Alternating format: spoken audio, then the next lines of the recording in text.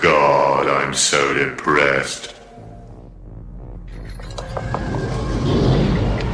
Broadcasting through the depths of outer space. Hello, I'm alive. I don't know what's going on. By your command. Fascinating. Damn you all to hell! This is the Sci-Fi Podcast. This is episode 42, which of course is the Answer to Life, the Universe and Everything, the Solo on Sci-Fi podcast. Mike and Martin with another show, bringing you discussion in science fiction, comedy, and basically just having a bit of a laugh. Hello Martin, how are you? I'm good. I'm bouncing about, yeah. Bouncing about. That's good. Well, that's good. We're all fine. I mean, we're all sort of just dealing with things as they're going along. Now, apparently, now in the UK, you can only have congregations of only 6 people maximum now, unless you're at work or at school, where you can have hundreds of bloody people running around, which seems a bit bizarre. But you know, we're all sort of just sort of dealing with things as they are. What's been happening with you this week in the land of Mr. Martin Fowler? Anything exciting to report your end? I got my neutrino wand. I saw that. It looked very good. Do you want me to turn it on? Yeah, go on. Well, hang on, give me a second. That's what she said, yeah. Go for it. And we wait. Ghostbusters is playing in the background, by the way, just to keep us going while we're waiting for Martin. I'm back, Here we go. Yeah, here we go. It's the ultimate man toy. Okay. So, listen to this. It's just listen to this.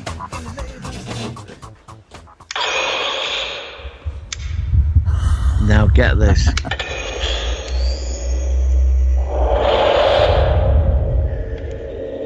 And when you turn it off. Oh. It vibrates in your hand, it makes 4 noises, it extends, God, it sounds like a sex toy. I know, this is what I'm saying. Do you know what? One of your things last week, you put on your, you were going on about the revolver, and you were saying how it's difficult cocking it, and it gets stiff and stuff, and I was like, it was hilarious. Now, I added some reverb onto your sound effects for that thing, because obviously it's not sound effects, but it's, you know, adds a bit of a dimension. You should get one. I saw this guy Al Smith, who is a guy on YouTube I follow, and he's a huge Ghostbusters fan, and I'm trying to get him involved with the show. Just to let you know, before we go on to this subject, we are getting some guests coming on soon. We've had a possibility of 3 guests coming up soon. Just to let you know what's happening, but then we'll talk about the Ghostbusters thing. We're going to have Gary, who aka Trekker Prize, is coming on hopefully next week. There's an author I've come across who said he might be interested in coming on and talking about Star Trek and other things, which would be great. And you've also mentioned one of your friends on YouTube who might come on at some point. Chelsea, she wants to come on and talk about Star Trek. Yeah. Brilliant. So we've got some plenty. She's from America. She wants to do the UK American perspective on it, which she. Well, if we do, then I'm going to have to wind her up and do plenty of Cockney rhyming slang and stuff to really sort of mess her head. So, what, darling? Oh, I'm going down the old apples and pears. Oh, I feel a bit Ramsless last night. A bit sort of like Tom Dick. How you doing, love? Yeah. Anyway, let's go back to the Ghostbusters. So, from what I have seen, this was supposed to go with the new film, which of course has been delayed. So it's been released early. So this hasn't featured on the classic Ghostbusters films, has it? No, this neutrino thing. The neutrino wand from the new film. That's what I'm saying. So we've not seen it yet. All the collectibles have been released because, the film should have been and gone. So all the collectibles, they've sort of released them. They've just released them, which I only wanted the new because you get a stand with it and it looks great.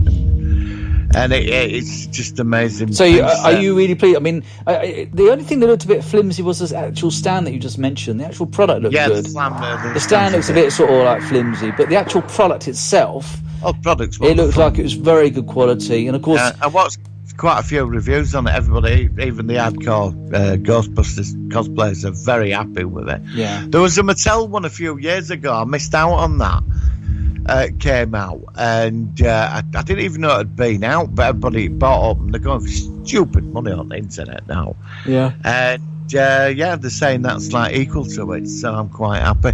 I did pay for it 3 months ago, and it did come, took 3 weeks to get it. Yeah. So it came 3 weeks later. I was very annoyed with Hasbro actually, because I paid up front for it. So was it? Out. I knew it'd sell out everywhere. I knew. But did it come later than you originally thought it was going to come? Yeah, 3 weeks later. Oh, yeah, sorry. So when you said 3 weeks ago, you meant you thought it was going to come very soon after that? I paid for it in March. Oh, blimey. God. No, April, sorry. Yeah, but you can't blame them after all the chaos this year. I mean, you're lucky to get it. I wanted it on that day, and it came 3 weeks later. I'm so annoyed about it. Yeah. So do you write to complain, or are you going to just sort of... No, you got it now. I did write to complain. I contacted my local MP. I wrote to Boris Johnson. I wrote to the United Nations. I wrote to the European Union. Did you write to Donald Trump? The Galactic Federation of Planets, the United Federation, and I wrote a letter to the Emperor of the Empire. And Portsmouth City Council, of course, as well. You've got to write to them as well. Portsmouth City Council. Oh, God. You wouldn't get very far with them. So anyway, I'm sorry about your delays, but it sounds like it was worth the wait. I mean, it was like yes, it makes that noise. It's that when you turn it on. It was like when I got my American payphone. It was the guy was really good, but it was in the middle of the States where he got it from. And when you go on. You know when you ring it, does it do them bell noises? You know, oh yeah, it's got the. No, I've got two good. American phones, and the thing is, my mum came round. I said, "Oh, it's the American," because I already got one, and she said, "It doesn't sound. It just sounds like the British one." And I said, "No, it's not. It's got every American TV film from the 80s, 70s has that distinctive bell sound. You know, it's the two pulses." Yes. But she just couldn't hear it, and of course, as you say, when you hear an American bell, those bells sound, it's very distinctive of America. Even though it's not the long ring, it's the bring, because of course we've got the different thing. I love them. So, but going back to my thing, it took a long time for them to come. It wasn't their fault. It was right, but during the first wave. I saw the picture. It looked very nice as well. Oh, it's lovely. I've got a splitter, so it's in the kitchen, and it's really, I love it. And every time I see an American payphone now, you see, the thing is, you see those things so often. Those classic American films, they're on TV shows. You see one practically every episode of like T.J. Hooker or Miami Vice or even like Quantum Leap in the episodes in the 80s and stuff like that. So yeah, you know me, I'm a big American fan. When I was doing an editing course about a year ago, I had to go off to give you projects to do, and I went off down to Brighton and Eastbourne, and I made a documentary it's a comedy one about British phone boxes. Oh yeah, I would like that. It's something I could send it. It's nothing. No, I'm actually quite. I think because of the Doctor Who police boxes, I've always had an affinity with either American payphones or the British red phone boxes. So yeah, yes. I love all that. I'm a big fan. Well, I went round. I did a tour of the phone boxes in Eastbourne. Oh, okay, all right. They were disgusting, absolutely filthy, disgusting. Yeah, of course I do. And then I went into Brighton, they were just disgusting. Yeah. And then I did round where I lived on the phone boxes, and it was interesting because we got through like the ones with the cards in. The special cards. Yeah. Actually, they were quite cleaned up round where I live. I was quite surprised. Yeah. So there were sort of that. Then there were these then we got into these modern phone boxes, and then we found out the 21st century phone boxes now, which drug dealers are using. It's like a tower. Oh. With a video screen. And you can plug your mobile in. You can make free phone calls and go on the internet. And they're all over around where I live. But apparently, people that so you could surf porn in the street then.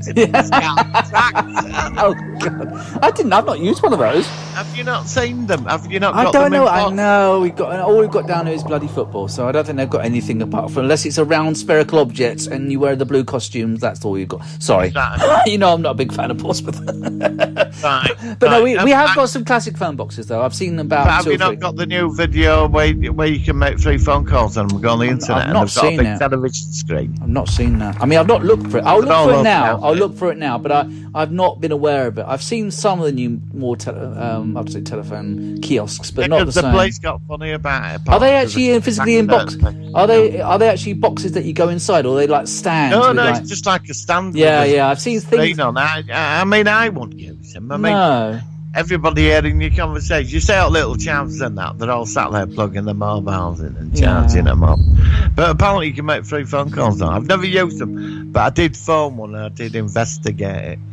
But I prefer the phone box. I think it's a shame that most phone boxes are gone now. I mean, it's like the America, the obviously the phone box I've got, the pay machine, what do you call it? It's not a box. the actual mechanism, which I've got. You get those mostly now in airports in the States and stuff like that. And people obviously don't have them so much now. But, like I said, it's just one of those things that are very iconic. When I was in Wales, in middle of nowhere, the phone boxes were pristine.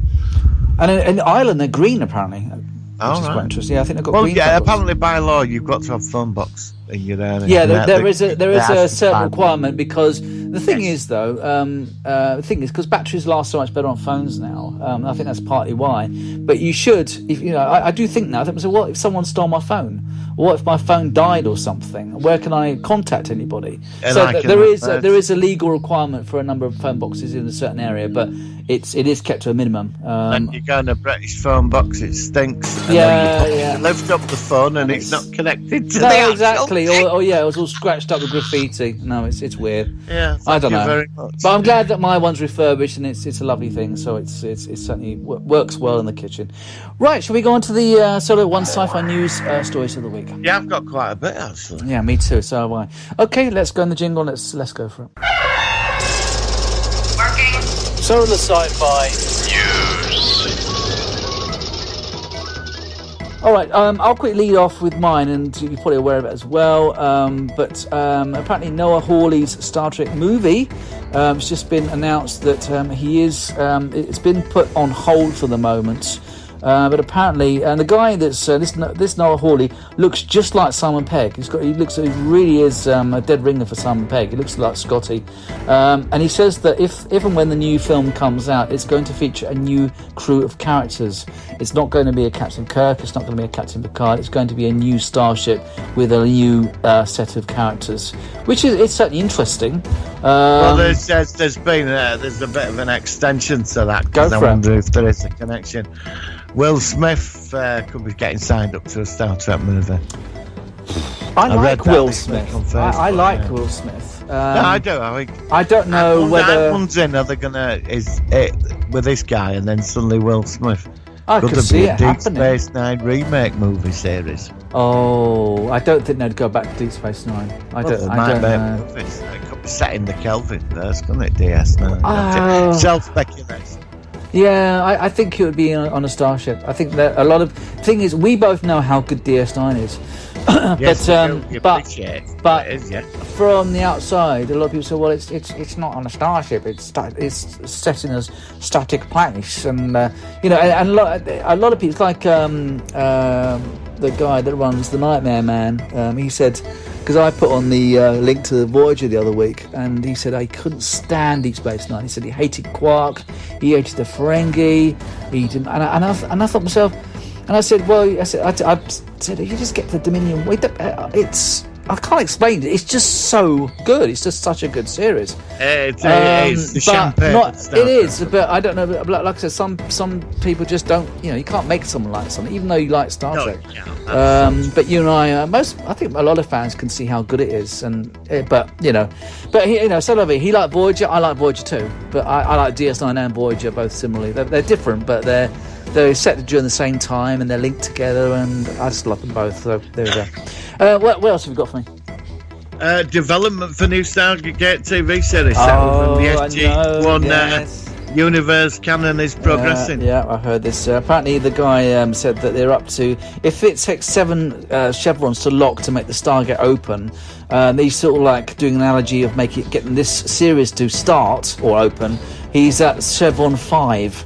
He's only got 2 more chevrons to go, and then apparently if they get that, then the new series will probably go ahead. Do you think that will happen?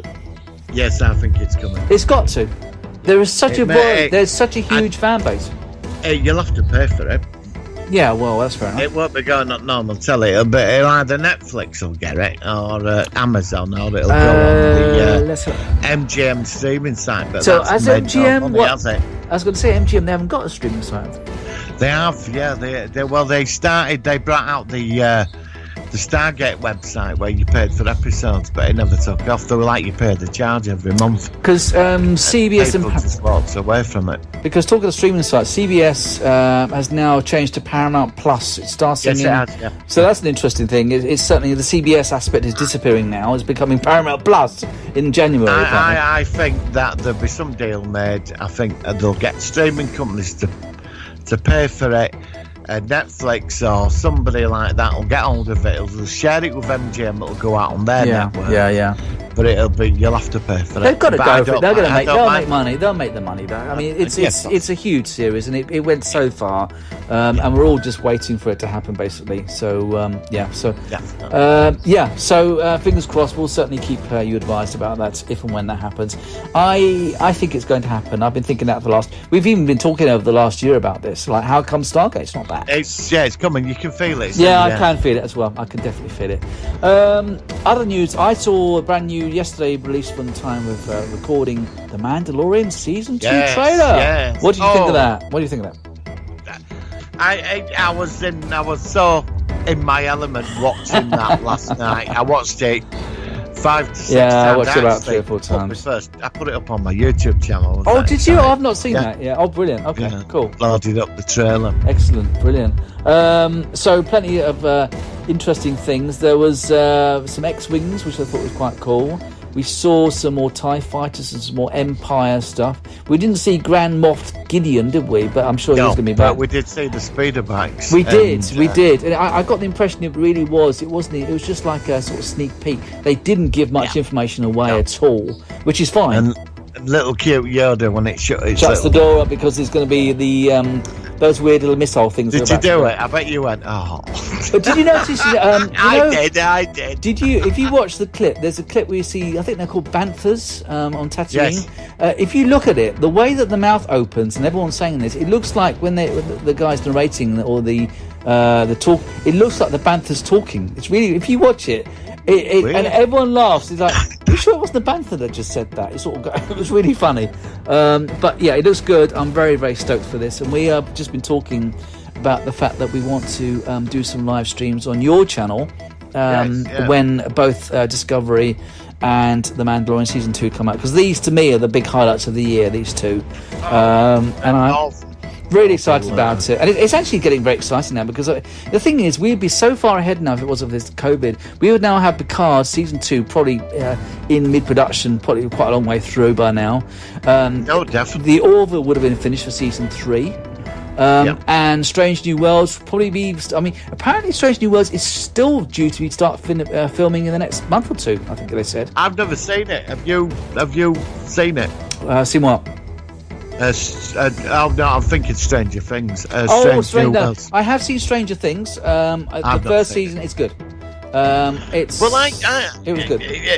I keep reading about Strange New Worlds that it keeps popping up these news articles. Oh, it's all failing, and that Strange New Worlds might get cancelled. No, I don't believe again. that. No. They've got Anson Mount. They've got Ethan. No, that's the most confident I've seen in new Trek since CBS took over. I'm very confident about it. You and I both are. So it's the defining one. This is going to be the series. We've already seen what they can do. They're going to make standalone stories with a loose art, which is that's my perfect enjoyment of sci-fi. We've already seen them in action in Discovery. So you're already 3/4 there. So and Anson Mount plays Mike. He's He is. I saw him last year. He was so good. Presence, don't the captains, don't they? And he's got it. He's got it. Yeah, I'm so glad that they're going this way because he made Discovery Season 2 so good and so much better than the first season. So bring it on. I've got something very interesting. I don't know what you're going to think about this. What's that? I'm still trying to get my head around it. Okay. Do you like RoboCop? The original, I quite like them. The original. I wasn't like a super fan, but I've seen them all. The first one is very good. The second one was okay. Kurtwood Smith's in it as the antagonist. Well, he was good. They're making a TV series set before RoboCop. It's going to be set at OCP, and it's about Dick Jones. The villain in RoboCop, Ronnie Cox? Ronnie Cox, of course, who's Edward Jellicoe. It's a younger version of him getting his way up killing and murdering people to get up to where he gets up to at OCP. So is it going to be like a reboot, or will it sort of like fit an established canon kind of thing? I mean, obviously it's a prequel. Yeah, Robo franchise cannot be stopped. Dick Jones' character has now paid everything. Moves to. Oh, right, hang on. Neil Blomkamp is no longer attached to the thing. I'm looking for it now. A RoboCop's TV series minus RoboCop, certainly a unique approach, but there may be some potential there for a fun show. Yeah. Clearly, it's still very early days. It's not officially happening yet, but it's in the stages. Would be pretty cool if that planned sequel tied together to create a shared universe of sorts. Sounds good. Yeah, bring it on. I'll certainly try that. Definitely. I find it quite fascinating, the world of OCP and new digital. Yeah. I mean, it's like an alternate sort of like timeline thing, especially if it's like, well, it would be set, I'd assume, in the 80s, alternate 80s or something. If it was, I suppose so. Yeah. I don't know. Yeah, I'll bring it on. Yeah, I mean, like I said, all this stuff. It's actually, we've got a lot to look forward to. So, I really want to see that. I still want you to see Russian Doll, the Groundhog Day series. That's on very the good. list. I've got a list of Check 4 it out. miles long. Yeah, brilliant. So I think you'll like that because it's. I'm hoping to watch The Mist on Sunday. Actually. Oh, I hope you can, because then we can review that. That would be brilliant. So yeah, if you don't mind, and like I said, I'll try one of your other shows at some point as well. But I did do Star Maiden, so it's a good thing. But you didn't recommend. How did I watch Star Crash? Well, I've started. Well, I'm going to do. Could have been a classic on Star. I saw your could have been a classic on Star Maidens. That was very good. Yes, thank you for the nice compliment. No, it's a very good. I mean, I like your. It's reviews. a bit wary about doing that because I didn't want to get into bra burning and feminism and that. I didn't want to get You're just talking about a show based on its time. You're not. Well, saying... that's what it is of its time. I didn't want because some people, This is the worrying thing about history, because the fact is that even though it's a TV show, it was like an historical event in science fiction. But what's worrying, and this is like, we're not going to go into this because we don't do this, but it's the fact that you get scared of saying certain things because of fallout. And it's, you're talking about a series from the mid-70s, which is almost like a different world compared to 2020. And it had and it was just you talking about the series and the attitudes, and that's what it's about. And in the end, it was a pro-feminist show. That's nothing wrong with that. That's that way. So without sort of like dwindling on it, I think you did a very good job, and I thank you very much, sir. I appreciate that. No, it's no problem at all. So what else have we got for me? Anything else? I've got 2 lots. Three. They do season 3 of Doom Patrol, which I do recommend you should watch. It's so weird it'll do your head in. I've heard of it. I've not seen it. Trust me, just download the first season. You won't be able to turn it off. Okay. Russell Crowe, apparently, and I've got something quite exciting after this as well. Go on. You've probably seen it, but Russell Crowe as Russell Crowe claimed UFO sighting and has video of a UFO. What? Wow. Okay. Yeah. Russell Crowe, Academy Award-winning actor, starring films like Gladiator and all other stuff. Yeah. Claims to have seen a UFO and also has the footage to prove it. Wow. Okay. So is he releasing it, or is it an ongoing story, or what? Not saying. Did you see? Did you see? I don't know. But did you see the other thing about apparently a possibility of some chemical on Venus which might have been artificially created? Destroyed me. Oh, I'm sorry. I wondered if that was your big thing. You had to come out. Oh, I'm sorry. Go on. You've got more information. You tell me what you've heard. No, you've killed it now. I'm sorry. I didn't know. I'm going to be at the same time. I saw it. I was very apprehensive at first about this. I saw it on Facebook in one of them. I thought it was on the news. It was on the BBC News again. And then it got on the news. And I saw a clip of it on YouTube on Sky News, and I thought, right. And then of course they've all been out now saying there's gas creatures that live in the atmosphere, and this element shouldn't exist, and something weird going on. But it's connected. It's exciting. To life. It's exciting. If it's microbial life, then how is it staying in the atmosphere? And they're saying it's coming up. I mean, it's all speculation, but the fact is, this stuff is there. But can they land probes on Venus? Because Venus, the Russians did, yeah. Because Venus isn't a gas; it is a solid planet. It's not like a gas giant. Well, I think Venus is like Earth's twin or something. But I mean, how come? I mean, there's plenty of imagery of like Mars and Martian surface images, but I can't ever remember seeing. Mars is smaller than Venus. But I mean, what does Mars look like? Hasn't it got a very high density or something. It's got It's high got pressure. It's got a very weak atmosphere, but Venus is like walking on the surface is But like it's so being hot, isn't it? Because it's being in the ocean, the pressure. But if it's you the go pressure, up into the atmosphere, it's very. Apparently, you could live there in the atmosphere. Oh wow. Okay. It's what they're saying. But the Russians did send a probe, and what happened was the probe lasted an hour before it melted. Yeah. So But there is pictures. so it sounds like it's a bit of an oddity. So it could well be that you know Yeah, you there's don't know. I something mean, there that's not making sense with. well, that's exciting. I mean, the thing is, if that's piqued people's curiosity, then they're about to find. It could be like there could be like gas creatures, and what it farts this stuff. Just farts it. So they into have atmosphere. they're like a Venetian vindaloo or something kind of. Yeah. Yes. And that's what they've detected. They saw this reaction in the atmosphere, but really it's a fart. Yeah, But we're not maybe. getting excited about it.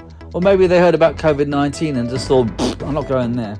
I don't know. Anyway, that's certainly interesting. I hope that will get some more information about that, because it's always exciting to think about other life in our solar system. See, there's so much life on Earth that it does make you wonder, as obviously they're the only planets that we can go to at the moment. And so, we'll have to see.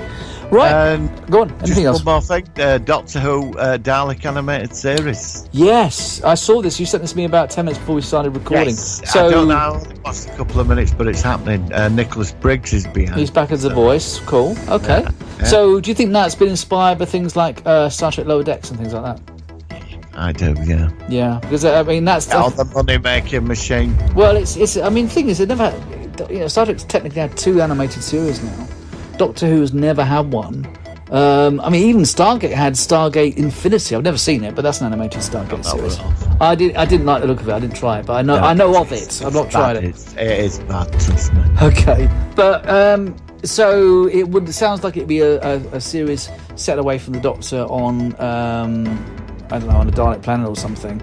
So I don't know much about it, but I hope they do it. And of course, they're doing a lot of classic Who animations for the DVD releases and stuff like that, and Blu-rays. So they've got the way of doing it, and I think animation's easier for them to do now. So let's go for it. I hope they do. It's just say Dalek Society though. You know about the Doctor. I mean, actually, what's it like being a normal 9 to 5 Dalek? You know, like a working Dalek or what? Yeah, like, do they sleep, and how do they ingest nutrients, and do they ever have it's the lady Daleks as well. I mean, but how do they reproduce? I mean, out the maid or something. I thought.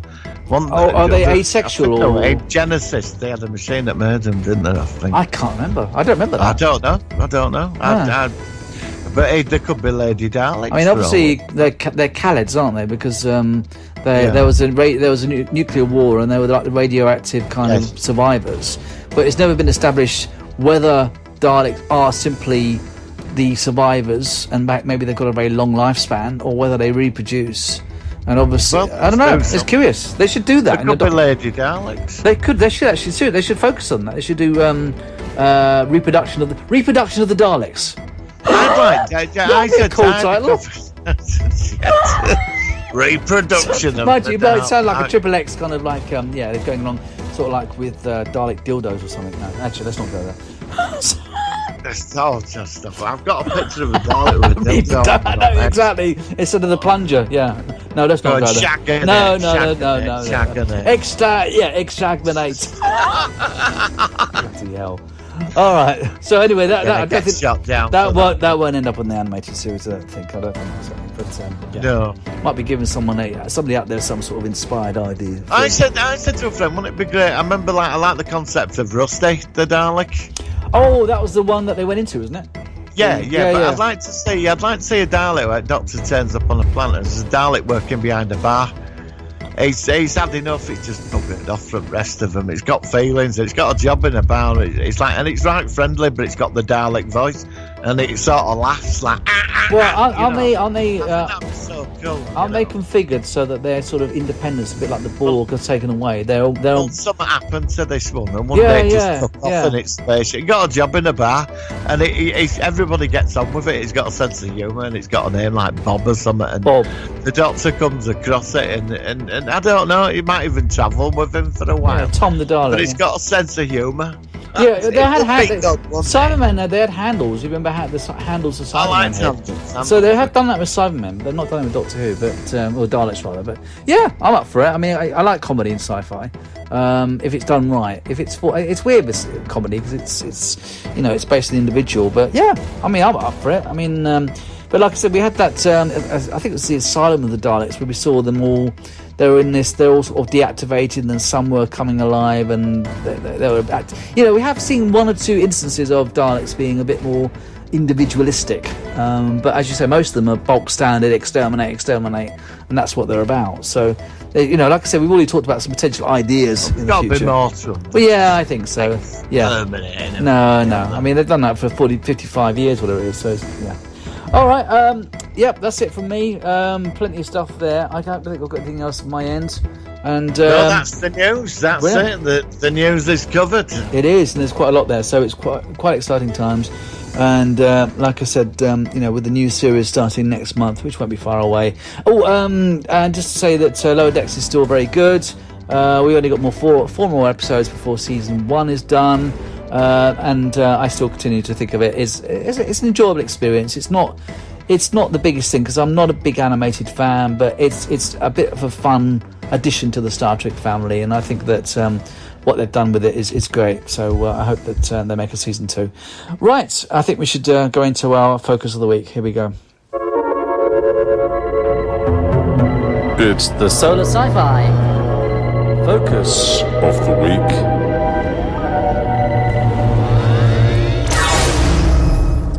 All right, so this week, a series which was made by Douglas Adams as a radio series, I think in the late 70s. And he made a number of tapes or stories of this. And that was, of course, The Hitchhiker's Guide to the Galaxy. And, of course, Douglas Adams, going back to the Daleks, he's the one that created the Daleks, wasn't he? I think he was, wasn't he? Was it Douglas Adams? Yeah, he was, wasn't it? So no, he didn't create the Daleks. He did write some Doctor Who stories. Though. I thought, who did the? Yeah. You're right. Sorry, as I said that, I realised that. Sorry. He did write some Doctor Who. He wrote some, but it wasn't that. Yeah, but anyway, going back to Hitchhikers. So this was certainly an interesting series, which got a TV adaptation of actually in the first book. Have you read The Hitchhikers, the entire series? Yeah, I've read the 4 books. Apparently, there's the 5th book that's quite depressing. Oh, really? Okay. Well, I've only ever seen the TV. A friend of mine told me what happened at the end of it. God puts the universe in a suitcase or something like that. It's crazy. Well, he always was a bit sort of out there, Hitchhikers. But what do you think of? Yeah, but it's genius. Yeah. It's a very cult. It's very. But I mean, I remember seeing this probably. I was 9 when it came out, so 9 or 10. So, and I saw it at a young age. I remember. I remember. I think it was before I had my very first VHS tape. I had a cassette tape, and I actually recorded the episodes audio off the telly just to listen to it being played back. And I remember being at my nan's house and playing it again and again and again because I was that into it. Even though I was blown away with the first episode with the Vogon constructor fleet blowing up Earth and all the weird things that happen. And it really is. It's a real cult series. It's one of the best British cult series I can ever remember. I saw it advertised, and my dad he was a big fan of Radio 4. All right. And he used to listen to a lot of plays on BBC Radio. He was into radio stuff, Yeah.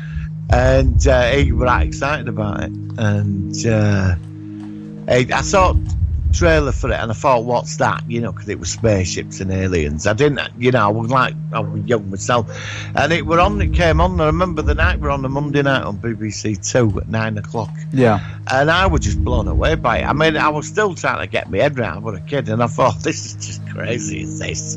Yeah, and how it opened up with him, Arthur Dent, who's got the boring life and. And rest, it just touches on that normality at the beginning, Yes, it does. And like you said, Portsmouth Council outside his house.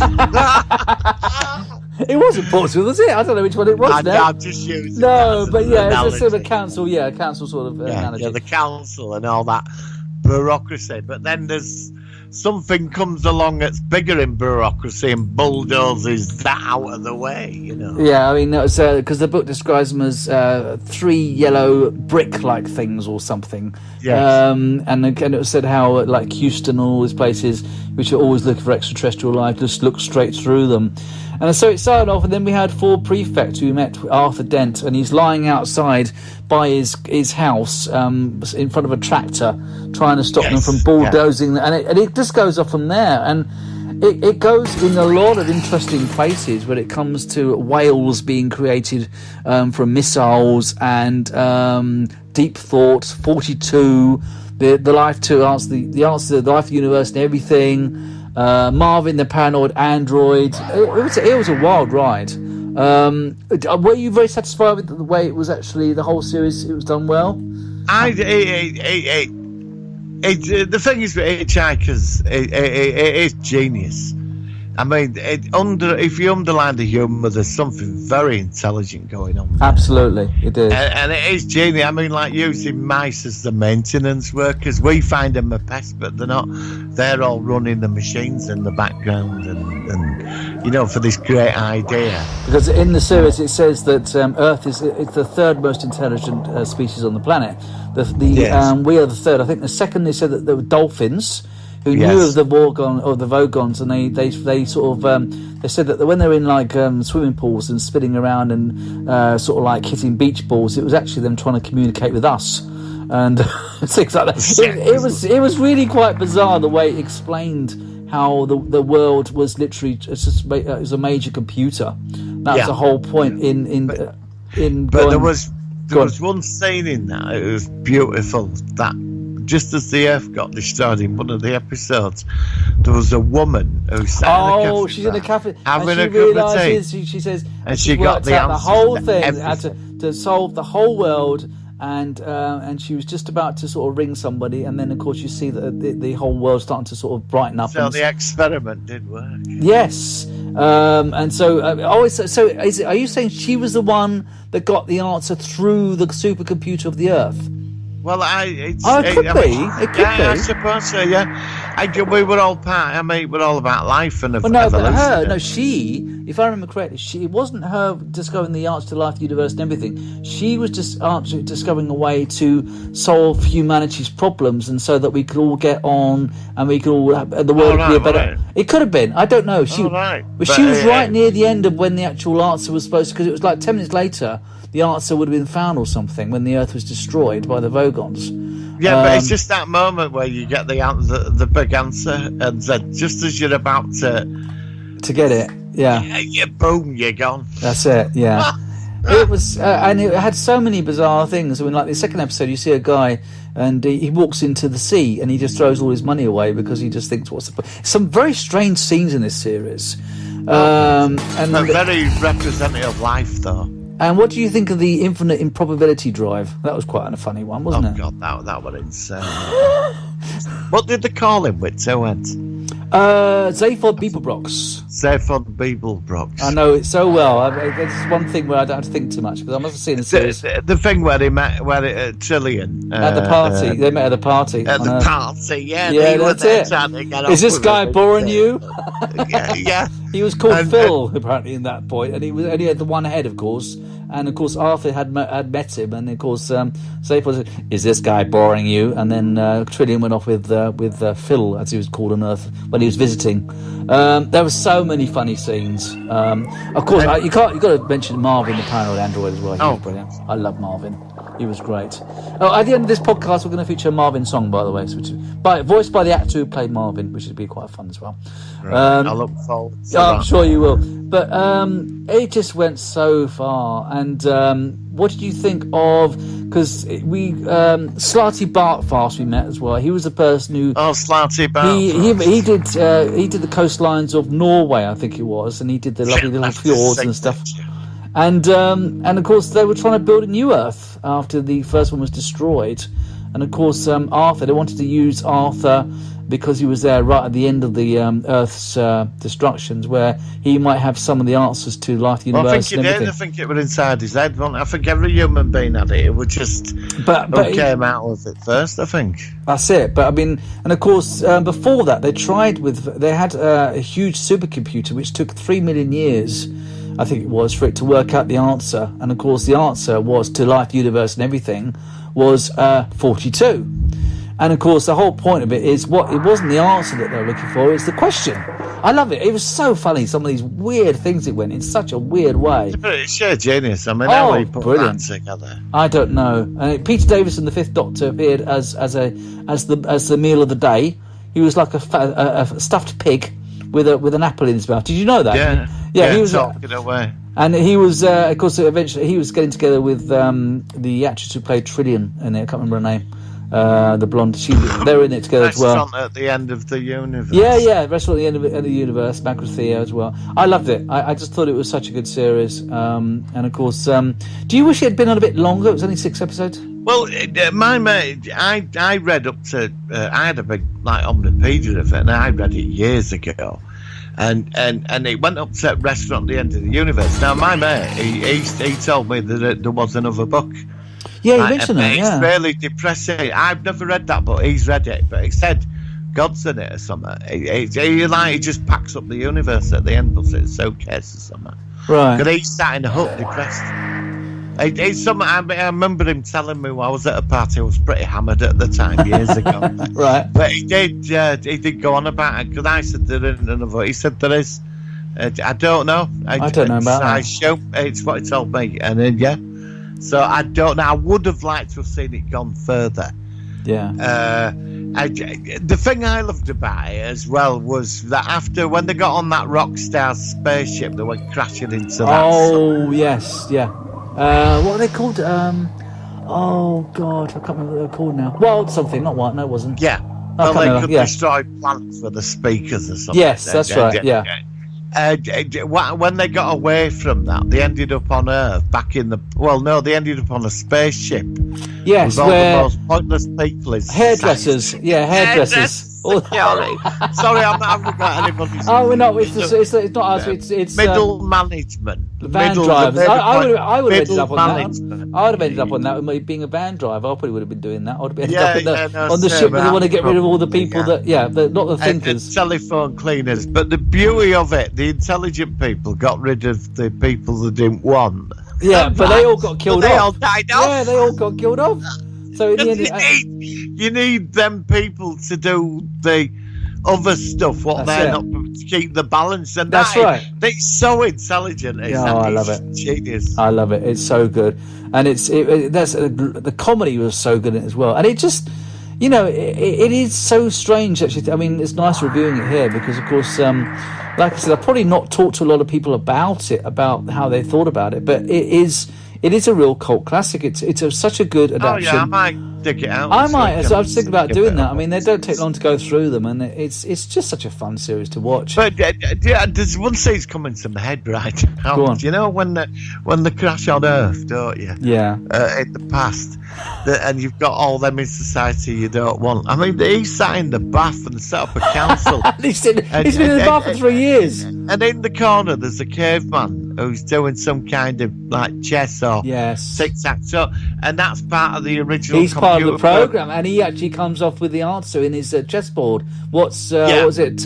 What's 7 times 3 or whatever it is to make 42 or whatever. He made some. And he turns out to the experiment. The hairdressers, because of them, I remember they were from Golga Frincham, I think they were called. I suddenly remember the name of it. Security guard. They messed up the program. That's what caused it all to go wrong. Apparently, that's brilliant. I loved it. It was so funny. Genius. I mean, do you think they should have extended it, and made a second season on the BBC version? If there is another, I mean, I don't know. I mean, if if it went on further, definitely. I think that each episode obviously is not accurate to the book because they've had to. That's right. They've adapted it, haven't they? It down. Yeah. So I'd like to see I don't know. The BBC one is beautiful. It is what it is. It is. It's brilliant. I mean, you can't. They made such a good adaptation. I've got no fault with it. That's what I mean. And then there was the Walt Disney one that came. Well, I out, wanted to sort of. I didn't mind it, to be honest. I want to touch upon that. I mean, there was a nice cameo. I think the actor who played Arthur Dent he was in it as the voice of the book. Yes. And we do see the original Marvin in the scene as well, in the background. Yeah, but why did they have to go alter it with other Marvin? I didn't like the other Marvin. No, I didn't. I mean, I like Martin Freeman, but he wasn't anything like the original Arthur Dent. But it was all right. Was the film accurate to the book? So well, I don't know because you've read more of the book than I have, so you might know. 20 odd years ago when I read that. So I can't answer that either because I'm basically most of my knowledge is from the TV version, which of course is an adaptation itself. That's where I picture everything is from the BBC. So I can't answer that really, which is a shame. I should, but the TV version was just so good. But I didn't mind the film version, but I definitely considered it a subpar compared to the 81 BBC version. I mean, the budget they spent on that film was mind blowing. I mean, the special effects. But it was something was lacking. Yeah, it was. Something wasn't amazing. there. I don't know what it was. That proves the point that you can spend billions on something, and yet again, a cheap BBC series made in 81. Yeah. Oh no. Outclasses it on every level. Absolutely. Amazing, isn't it? Yeah, it is a strange one. I mean, like I said, I don't know why the BBC One, they got it so right. I don't know if it's partly just the time it was made or it was just the way it was done. I don't know, or just they had to get the right, really good cast of actors involved. I think also, it's that kind of that era where I love that era of BBC. I mean, that was when we had the Day of the Triffids. That's when we had the sort of late Tom Baker, early Peter Davison years of Doctor Who. That's my era of science fiction on BBC is probably the 80s era. I've actually I'll send it to you after this. Barry Letts and his partner were doing Doctor Who when Pertwee was doing it in the summer when they broke up from filming. When the series was done, they created another series called Moonbase 3, and all the Doctor Who music's in the background in that. Oh, okay. Got cancelled after 6 episodes, 1972. And it's all full of British cast and people, and is it Delia Derbyshire's music? Derbyshire, yeah. All okay. that's in brilliant. It. I'll send you. It's all on you. It's only 6 episodes. It is. There's one series I made it too realistic. I can send you it first. Brilliant. Yeah, there's one series I want to check with you. You must have seen it, but I don't know if it's available on YouTube. Do you remember Star Cops? Oh God, we've got to cover. It's one of my all-time favourites. I remember. I've not seen that for since the 80s, but I'd like to. Oh right, okay. If that's the case, I'll get a copy of it and watch the copy of that because that's in the next couple of minutes. Star Cops, yeah. But let's finish off with the Hitchhikers. I thought it was a very, very good series. It's one of my real favourites. And I always associate it with the 81 had Day of the Triffids and this one, and I love both that particular year. Yeah, they are. They're very defining of early 80s science fiction and British television, and I really, really can't watch it enough. Trekker Price, who's going to be on next week, he said he's going to try and see a copy of it because he's not seen it yet, and he's got to watch that as well if he likes science fiction because he's really missing out. So, but yeah, thank you, Martin. I'm really like that.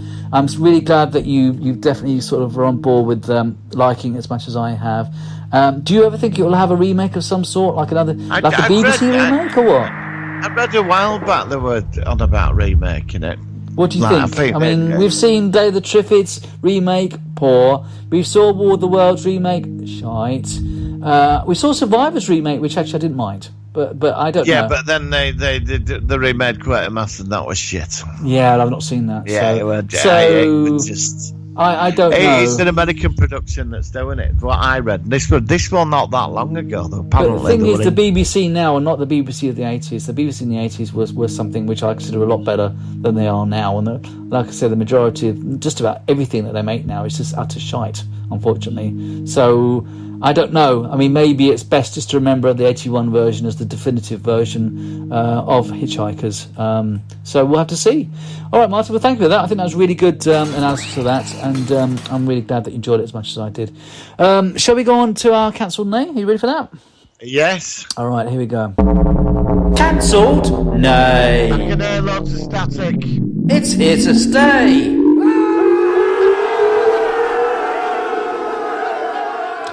All right, now we don't think we reviewed this one. We have talked about potential future aspects of this series, but I think it's worth a talk again. I don't think we have. We are talking about the TV version of The Planet of the Apes. Is it the TV version or is it the film version we're talking about as a continuation? TV must be the TV version, mustn't it? Yeah. What if there'd been a season 2? And I think what I'm thinking is we did do Predator versus, and I think we Yes, we did. and that's maybe what I'm thinking of, which is why I was slightly hesitant. So how did the series actually end? Remind me, what was the last thing? Thanks for your attachment, I just got it. What was the last aspect of the last episode of The Planet of the I Apes? don't know. Well, it just finished where, like, you know, they turned up somewhere, got involved in a situation, and It was very standalone, wasn't it? It didn't sort of finish with a and then cliffhanger. Urko would, like, they get away from Urko, and then he'd pursue chase, and they'd be like, they were always running all the time. They were always running up hills. Yes. You know? Every beginner, whenever they'd run into a new valley. That's right, and there'd be like a new. Can you imagine running like that all the time? Well, they get fit. Yeah, that's. You know, but there's a lot of running. They'd always like run into a village all the time. Yes, they were doing a lot of running. I remember that. Yeah, that was a bit strange there. And of course, the humans were a bit thick on this. It wasn't like the. It's funny this. I always thought it's interesting that the original movies, the humans are so de-evolved that they were like cavemen who couldn't even communicate. This era were more like they weren't medieval. They were like I don't know what sort of era they would be put in, but they could clothe themselves, they could farm, and they could talk, and they had a language. But they were certainly a lesser form of human than the apes who were in charge. Yeah, because the apes are keeping them down. They were. They weren't educated. I mean, they had the standard, like, they lived in a hut, didn't they? And But technically, the farmed. I was going to say, technically, this was set. The TV series was set before the Charlton Heston original. So in that film, because it was No, further, TV series came after Charlton Heston. No, I'm sure it didn't. No, it didn't. No, it did. It came out when it's 70s TV series. No, I don't mean in production. I mean in the era of where the astronauts ended up in the Planet of the Apes world. Well, I don't know. Yeah, that's what I thought. Yeah, but then this. I mean, I bought a book. Somebody wrote a book to fill in the gaps in the movies, right? Right. And it was very good. My friend, I lent it to my friend. I had to wait for this. Guy wrote 2 books and explains how the apes. I'm just going to go on to films for a second. Yeah, go for it. But the apes, it explains how they got that ship operational and got it to fly. I know all the and this is canon. What I'm saying. So you're talking about the third Planet of the Apes film where they went back in time? Yeah. Well, the first ship crashed. The second ship crashed. Well, Yeah. the first ship went underwater. Yeah, the second Right. ship crashed. The second ship crashed. Now, do you remember Dr. Milo? Right, I'll just cut this quick. Do you Go remember on. Dr. Milo? Was he the scientist that went back in time? Yeah. Well, do you remember not Taylor? Do you remember the other human who took his brain out? Yeah, the black guy. No, the other one. Oh, the other one, the one that had his, that he had a part of his brain cut out. Yeah, I remember. Yeah, Well, there's 3 of them as well. Well, when they were doing it all to him, he were trapped. He were hidden somewhere else. Right. And Dr. Milo had been sent to go talk to him, and he started telling him about where he come from and all that, and he didn't believe him at first, but then he said something about that the ship is in this lake. In the Forbidden Zone. He got Dr. Zayas to sign a document. He gave it to him, and he signed it. He didn't realise what he'd signed. And he took an expedition and a lot of chimpanzees that went out there, and they found the ship. They brought the ship. It was trapped. The ship didn't fully sink. The currents had moved it onto an eddy under the water, and they got it up. They got it out. Yeah, well, I mean, I realised that they did that because obviously the second ship was destroyed. Yeah, so they had to get the first one out. That's one went back in time. Now, when they're getting the first ship out, right? When there's a camp, they see a star crash in another valley. That's the second ship. So when Brent is burying the human, and he goes, and Nova turns up on the horse, there's 2 apes behind a ridge watching him. All right. Okay. There's right. 2 chimpanzees, and what it is, The ship is not operational because some parts are damaged, but the ship, everything's made to be able to fit easily and work. So what they do is strip the wreckage down of the second ship, and then there's a manual, and they start putting it together, and then they build a runway, and that's how it works. Yeah, okay. I mean, like I said, that's how they do it in the books. That's canon. Okay. Because everybody said how could because they technology like that was centuries ahead of them. Yeah, I mean, I always Especially wondered how they pilots. got back in time from the. I mean, I realised it was the first ship that went underwater and they managed to get it out of the sea, out of the. But second ship when they took the second the ship parts was. from, Yeah. they put them into it and they dried it out, and suddenly it all started working. It all just started working.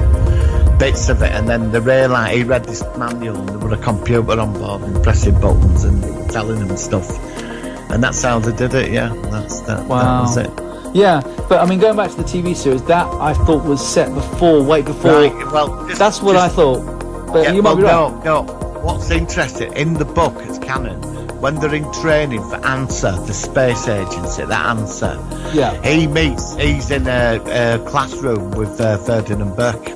Oh, okay. Yeah, but then again, when Ferdinand Burke, when they first turn up on Planet of the Apes before, Ferdinand Burke's future is totally different to Taylor's future, because there's a book with pictures of structures in the 25th century, 23rd century.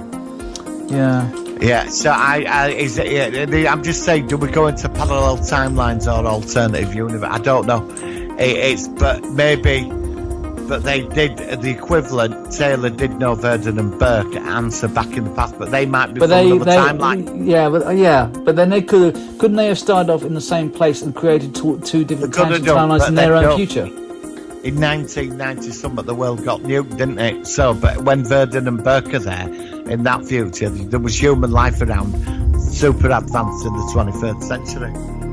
Yeah, whatever that apocalypse was, whatever, because it never goes into it, that something happened a few hundred years after they left. Remember the episode of The Vault, where they find that computer vault of all human knowledge?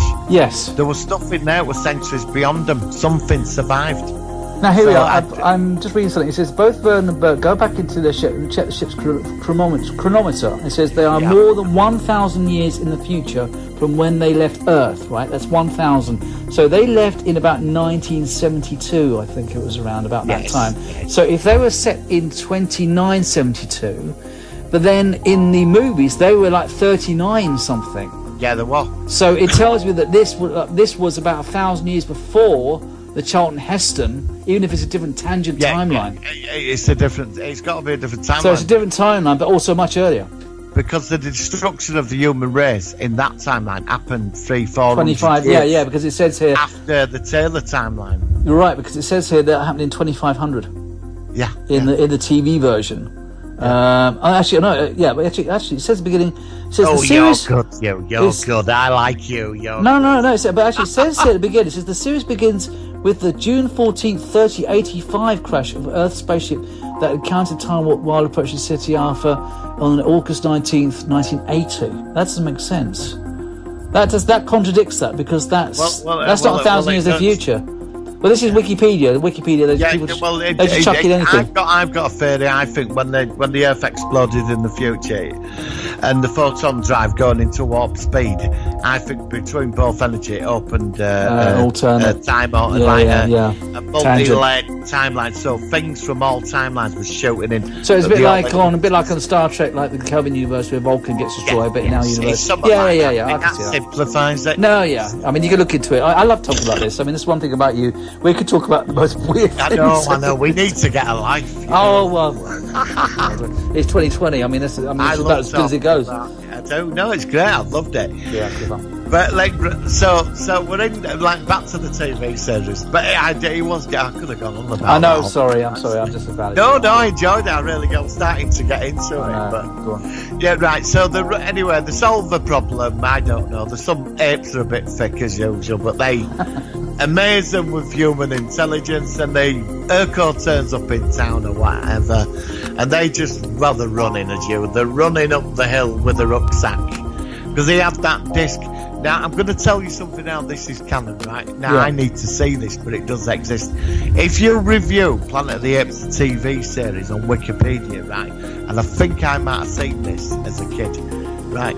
They get back to wherever they come from. That is established, right? And I'm going to tell you how now, right? Go on. Because when there were certain episodes got edited into afternoon movies. Right. You know, like over years, you know, like where like they edit certain episode and then put them on TV as like a movie. Oh yeah. I know what you mean. Yeah, well, back in '70s, it's just to sell it to TV companies.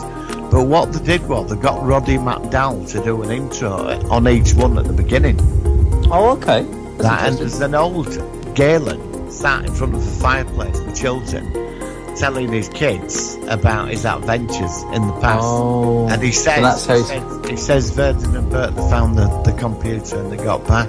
Oh. How they got back, where they So that, in the end, it's never been sort of like officially filmed, but they do well. That, and of course, then if they went back, then of course that could create the alternate timeline. precisely. Yeah. I Yeah, get what you're so saying. but it's like a 1 minute intro, and it's on Wikipedia. Oh, it does watch that. I have been looking for that 1 minute footage. Oh, that's like that would be but really it does good. exist. Maybe if it's been released on Blu-ray.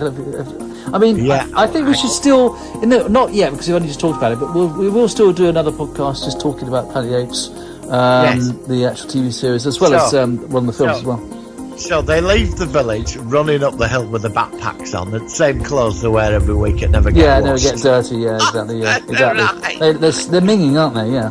Yeah, I mean, we won't go into that. Is there a washing machine, because the Yes. clothes stink of smell. Yes. And they go off. And anyway, after a week, there's about 2 weeks, they end up suddenly leaving all grass and jungle and forest, and they end up in the desert, and Galen starts getting scared. Okay. And they're going, what's wrong with you? It's the forbidden zone, none of us are allowed Not in. allowed to go there. Yeah. I'll leave it to you, where do you take it from there? Oh, what if they encountered the evolved the bomb worshipping people of the Forbidden Planet? Yeah, the Underdweller, but they were less evolved at this point. Maybe Yeah, I like that. And although the bomb was still important, maybe they weren't sort of like telepathic, and there was more infighting. And then they encounter Gordon Burke, and again, it could be like some alternate thing where maybe there's more weapons which we've not seen. What if they have more futuristic weapons that perhaps I don't know. It could be I don't know. Yeah. I mean, I'd have it where you'd have like there's some kind of adventure with them for a couple of episodes. Yeah, they and get involved with they're them. all screwed up in head and they solve the problem. I like the idea. I like the idea of them making contact with the apes, say 1,000 years. If that's correct in what we're saying in this timeline, and how it's different from the Charlton Heston timeline from the original films, and they might have slightly different perspectives. Whereas the bomb is not the holy bomb and the holy fallout, which was in the. I loved that in the second of it. It's insane. I loved that. it, and they were singing to it, and they're taking all their masks. Oh, I can't wait to review the Planet X films. Are we going to do review each film separately, or do you want to do? Yeah, I'd like to do that. Yeah, we are going to be doing a lot of podcasting if we're doing this. We got thousands of podcasts. But I mean, I'll finish off now because we're running out of recording time. All right. Say, so they leave there. Yeah. And they get to they end up somewhere else in Forbidden Zone where they find a society where humans and apes live together in peace. Right. Oh, I would like that idea. What if there's a different sort of maybe the other side of the Forbidden Zone there is other apes. Should we continue this for next week? Yeah, let's continue it next week because, like I said, unfortunately, I've been talking a bit and the time goes so quickly when I talk to you. It's amazing. So part two. So next week we'll leave with to be continued. Vorden and Burke, they go past the Forbidden Zone. They make contact with these evolved humans who are radioactive humans, and they discover another tribe of apes who are very different and much more technologically advanced than the conventional. They don't know about the other apes. No, and that's what I mean. And they've got to discover it. They've got to find out about it, and all right. We'll leave it there. That's brilliant, Martin. That's really good. Thank you for that. And that keeps us going with this particular segment because it's quite hard to find things to talk about now.